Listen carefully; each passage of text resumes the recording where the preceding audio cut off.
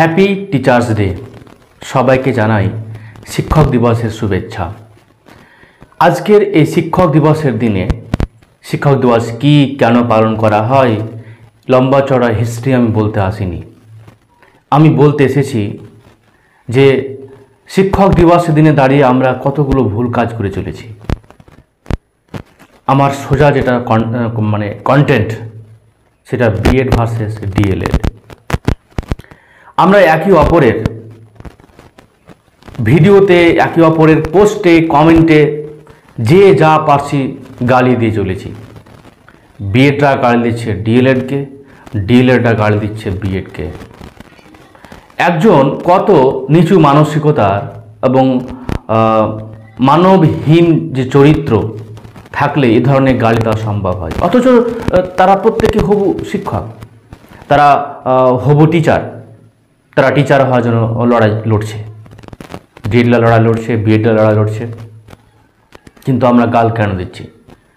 আমার ইউটিউবের কমেন্টে, ফেসবুক দ্য সিও সাকসেস ভিডিওর কমেন্টে অনেকে যে যাকে পারছে গালি দিয়েছে, হীন করেছে। এক্ষেত্রে কেউ পিছিয়ে নেই, ডিএলএডও পিছিয়ে নেই, বিএডও পিছিয়ে নেই। সমান্তরাল গতিতে তারা একে অপরের সমালোচনা, গাল দিয়েই চলেছে। আমি তাদের জিজ্ঞেস করতে চাই, তোমরা কি আদৌ শিক্ষিত? তোমরা কি সত্যিকারে হবু শিক্ষক? তাছাড়া আইন তো সবার জন্য। যদি কেউ আইনের অধিকার নিতে চায়, লড়াই লড়তে চায়, লড়ুক না, তাতে লড়ুক। যে যা ভ্যালিড পয়েন্ট আছে দেখাবে। প্রসঙ্গে বলে রাখি যে সমস্যাটা বিএডদের বাদ দেওয়াটা এত সহজ যদি হয়ে যেত সুপ্রিম কোর্টের রায়ের পরেও, তাহলে আমাদের পশ্চিমবঙ্গ সরকার স্টে হওয়ার কারণে মেরিট লিস্ট দিতে পারবে না, ঠিক আছে। আগামী 15 সেপ্টেম্বর স্টে অর্ডার উঠে যাওয়ার সম্ভাবনা আছে, না উঠতে পারে, সম্ভাবনা আছে সুপ্রিম কোর্টে।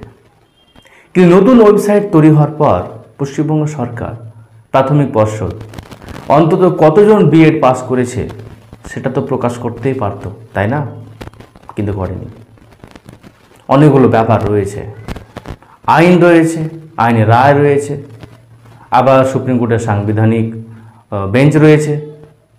লড়াই চলবে, আইনের ফাঁকও রয়েছে, লড়াই চলতে থাকবে, নিয়োগ প্রক্রিয়া আটকে যাবে, আর আমরা একে অপরে গাল দিতেই থাকব। পরিস্থিতি খুবই ভয়ঙ্কর। আমি জানি আমার এই বক্তব্য শোনার পর অনেকে আবার কমেন্টে গাল দেবে, এতে কোনো সন্দেহ নেই। কেউ ডিএলএডের দালাল বলবে, কেউ বিএডের দালাল বলবে। আমি কারো দালাল নই, আমি সত্যের দালাল।